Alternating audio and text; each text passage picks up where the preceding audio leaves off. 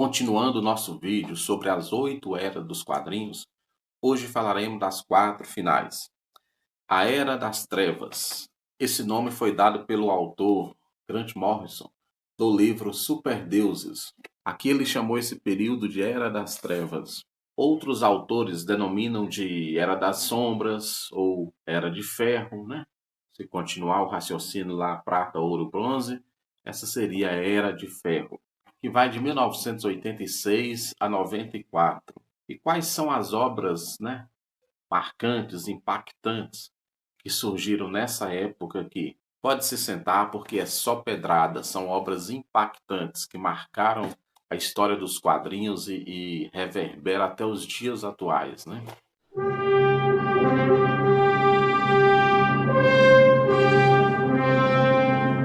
Olá, meu nome é Arleci Rodrigues, este é o canal História com H. Estamos falando agora da Era das Trevas, cujas obras marcantes eu separei algumas aqui e vou mostrar a vocês. Nada mais, nada menos do que Cavaleiro das Trevas, de Frank Miller. Obra que dispensa maiores comentários. Impactou e mudou a maneira de fazer quadrinhos de super-heróis desde então, né? Igualmente impactante e com consequências até os nossos dias, né? Alan Moore, com Watchmen. Em seguida vem também uma obra que satirizou, né? Que escarneceu do gênero de super-heróis. Se diz que se o Watchmen matou os super-heróis, matou entre aspas, né? Marshall Law teria cuspido no caixão, né? É uma obra também aí dessa chamada Era das Sombras. Antes de continuarmos, nos dê a sua moral e se inscreva no canal, nos ajude a atingir os 500 inscritos. Maus, a biografia do Art Spiegelman, também uma obra que dispensa comentários, né? É um clássico aí dos quadrinhos, onde o Spiegelman conta a vida do seu pai no regime, a perseguição que o seu pai sofreu durante o regime nazista, né? Segunda Guerra. Ainda na Era das Sombras, nós temos grandes astros Superman. Nós tivemos O Homem-Animal, de Grant Morrison, e outras obras marcantes, como Asilo Arkham, também do Grant Morrison. Patrulha do Destino. Alguns autores consideram a Era das Sombras e a Era Moderna como sendo o mesmo período. Considera Era das Sombras, Era das Trevas, Era Moderna como sendo o mesmo período. Mas tem aqueles que dividem aí a Era Moderna da Era das Sombras, né? Aqui nesse vídeo nós vamos dividir.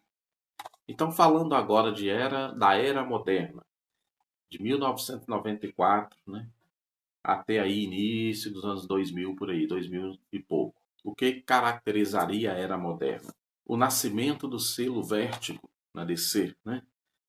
Vocês sabem, o selo Vértigo é um selo de histórias mais adultas, né? Histórias voltadas para um público adulto, onde os artistas tinham liberdade aí de criativa com os personagens, onde os artistas não precisavam se prender à cronologia dos personagens e onde eles podiam criar histórias e personagens novos. Essas histórias saíam nesse selo Vértigo. Também uma característica do selo Vértigo é a invasão britânica. Invasão britânica é uma expressão que significa a chegada dos desenhistas e escritores britânicos fazendo personagens, né, americanos, personagens dos Estados Unidos. Como, por exemplo, o Grant Morrison, como, por exemplo, Alan Moore, por exemplo, o Neil Gaiman. São aí personagens não americanos que vieram trabalhar na Marvel e DC nessa época. Na época que a gente está chamando aqui de Era Moderna. E esses autores nos trouxeram grandes astros Superman, Grant Morrison, nos trouxeram Homem-Animal, Neil Gaiman, Sandman, dispensa comentários, né? Alan Moore, com a sua reconstrução do Monstro do Pântano, além do Watchmen, né? Além do Watchmen, o Monstro do Pântano, Liga Extraordinária, V de Vingança, né? De Alan Moore, a Era Moderna.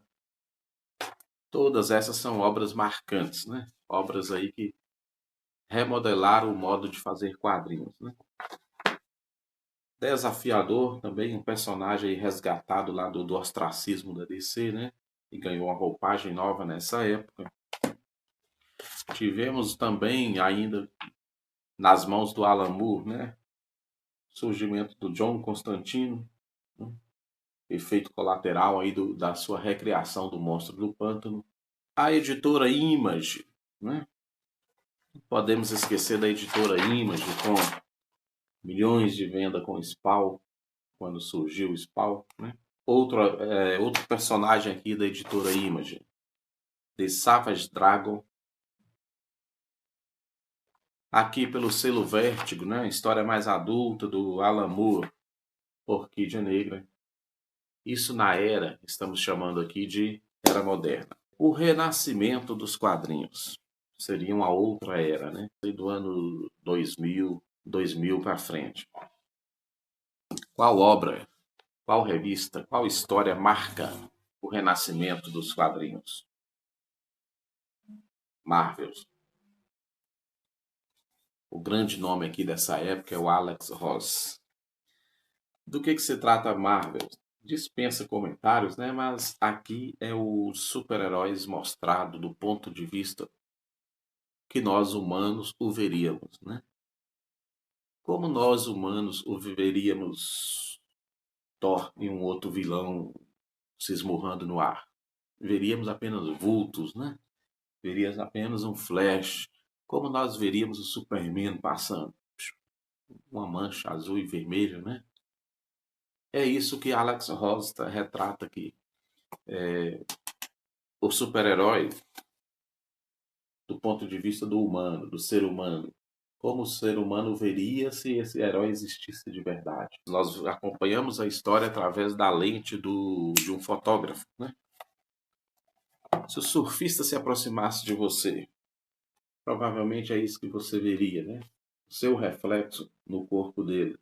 Como acontece aqui, o reflexo do tocha humana, né? Do prateado do surfista. Então, Marvels é isso. É a história dos super-heróis do ponto de vista de uma pessoa, né? Outra pedrada aí da era da renascença dos quadrinhos. Você está sentado, né?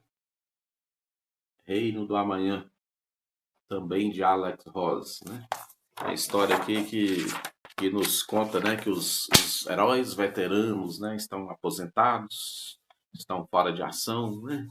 E uma nova geração de heróis querem dominar o mundo, querem fazer o mundo segundo as suas leis. Então esses antigos heróis aqui, o Superman é um fazendeiro aposentado, né?